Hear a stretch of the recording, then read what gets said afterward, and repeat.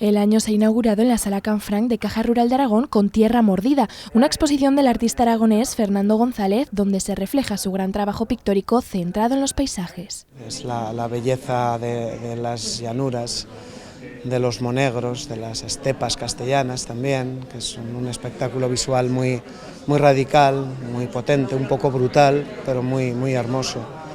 Entonces, pues es lo que vengo pintando desde hace bastantes años.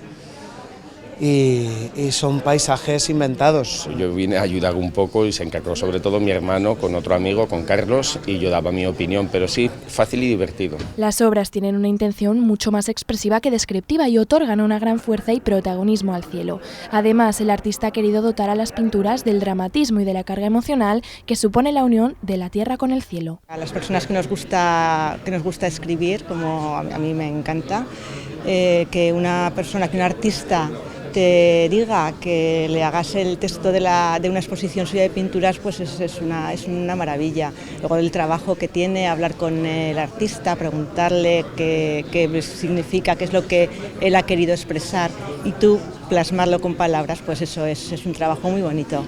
A través de 3 grandes acrílicos y obras de técnica mixta, las pinturas hablan de una tierra salvaje, así como de paisajes interiores que unen un perfecto equilibrio de colores sugerentes y diversas texturas. Sobre todo es un pintor muy ilusionado con la luz, con los momentos de luz que tenemos al amanecer, los que tenemos al atardecer, los que tenemos en nuestra cabeza. La verdad es que es una exposición muy curiosa, bonita, visualmente, muy colorida y sobre todo la técnica del acrílico mixto es muy curiosa. La exposición se podrá visitar entre semana desde el 16 de enero hasta el próximo 28 de febrero, de 6 a 8 de la tarde, con entrada libre en la Sala Canfranc de Caja Rural de Aragón.